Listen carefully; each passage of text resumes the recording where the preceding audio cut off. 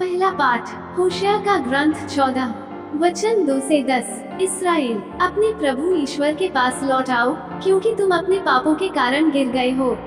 प्रार्थना का चावा लेकर प्रभु के पास आओ और उससे यह कहो, हमारा अपराध मिटा दे और हमारा सद्भाव ग्रहण कर। हम तुझे बलि पशुओं के स्थान पर यह निवेदन चाहते हैं। असूर हमें बचाने में असमर्थ है। हम फिर कभी अपने घोड़ों पर भरोसा नहीं रखेंगे और अपने हाथों की बनाई हुई मूर्ति से नहीं कहेंगे तू हमारा ईश्वर है। प्रभु, तू ही अनाथ पर दया करता है। मैं उनके विश्वासघात का घाव भर दूंगा। मैं सारे हृदय से उनको प्यार करूंगा, क्योंकि मेरा क्रोध उन पर से दूर हो गया है। मैं इस्राएल के लिए उसके सदृश बन जाऊंगा।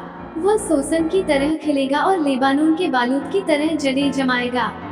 उसकी टहनियां फैलेंगी, उसकी शोभा जैतून के सदृश होगी और उसकी सुगंध लेबानोन के सदृश। इजरायली फिर मेरी छत्र छाया में निवास करेंगे और बहुत सा अनाज उगाएंगे। वे दाखबारी की तरह फलेंगे फूलेंगे और लेबानोन की अंगूरी की तरह प्रसिद्ध हो जाएंगे। अब एफ्राइम को देव मूर्तियों से क्या, मैं ही उसकी सुनता और उसकी सुध लेता हूँ। मैं सदाबहार सनोबर के सदृश हूँ, मुझसे ही उसे फल मिलते हैं।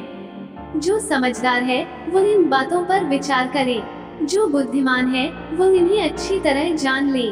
प्रभु के मार्ग सीधे हैं, धर्मी उन पर चलते हैं, किंतु पापी उन पर ठोकर खाकर गिर जाते हैं। सुसमाचार संत मार्कुस 12 वचन 28 से 34। तब एक शास्त्री ईसा के पास आया, उनसे पूछा, सबसे पहली आज्ञा कौन सी है? ईसा ने उत्तर दिया, पहली आज्ञा यह है, इस्राएल सुनो, हमारा प्रभु ईश्वर एकमात्र प्रभु है। अपने प्रभु ईश्वर को अपने सारे हृदय, अपनी सारी आत्मा, अपनी सारी बुद्धि और सारी शक्ति से प्यार करो। दूसरी आज्ञा यह है, अपने पड़ोसी को अपने समान प्यार करो। इनसे बड़ी कोई आज्ञा नहीं।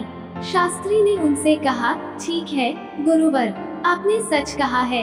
एक ही ईश्वर है, उसके सिवा और कोई नहीं है। उसे अपने सारे हृदय, अपनी सारी बुद्धि और अपने सारी शक्ति से प्यार करना और अपने पड़ोसी को अपने समान प्यार करना, ये हर प्रकार के होम और बलिदान से बढ़कर है। ईसा ने उसका विवेकपूर्ण उत्तर सुनकर उससे कहा, तुम ईश्वर के राज्य से दूर नहीं हो। इसके बाद किसी को ईसा से और प्रश्न करने का साहस नहीं हुआ। मनन चिंतन। शास्त्री ने यीशु का उत्तर सुनकर उसे स्वीकारा तथा बड़े विवेक से साथ उसे दोहराया, जिसे सुनकर यीशु ने उसकी सराहना करते हुए कहा, तुम स्वर्ग राज्य से दूर नहीं हो। यहाँ पर एक बात स्पष्ट है कि ईश्वर से प्यार करना एक ऐसा कार्य है जिसे हमें पूरी जागरूकता तथा सामर्थ्य के साथ करना चाहिए। शास्त्री स्वर्ग तक पहुंचने की बात जानता था तथा वह इसको कहकर स्वीकारता भी है, लेकिन स्वर्ग राज्य में प्रवेश करने के लिए उसे इससे ज्यादा करने की जरूरत है। यदि शास्त्री स्वर्ग राज्य से दूर नहीं है तो उसे उसमें प्रवेश करने के लिए क्या करना चाहिए? इसके लिए उसे इस आज्ञा, अपने प्रभु ईश्वर को अपने सारे हृदय, अपनी सारी आत्मा, अपनी सारी बुद्धि और सारी शक्ति से प्यार करो तथा अपने पड़ोसी को अपने समान प्यार करो, को अपने कार्यों में ढालना पड़ेगा। जब धनी नवयुवक जो यीशु से पूछता है, भले गुरु, अनंत जीवन प्राप्त करने के लिए मुझे क्या करना चाहिए? आज्ञाओं के पालन करने बावजूद भी यीशु का अनुसरण नहीं कर सका, क्योंकि वह ईश्वर को सारे दिल और सामर्थ्य नहीं प्रेम करता था।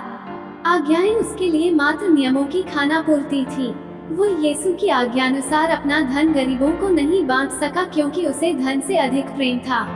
ऐसे अनुयायियों को यीशु चेतावनी देते तथा आज्ञाओं को कार्यों में ढालने पर जोर देते हुए कहते हैं, जो मेरी ये बातें सुनता है किंतु उन पर नहीं चलता, वो उस मूर्ख के सदृश है जिसने बालू पर अपना घर बनवाया।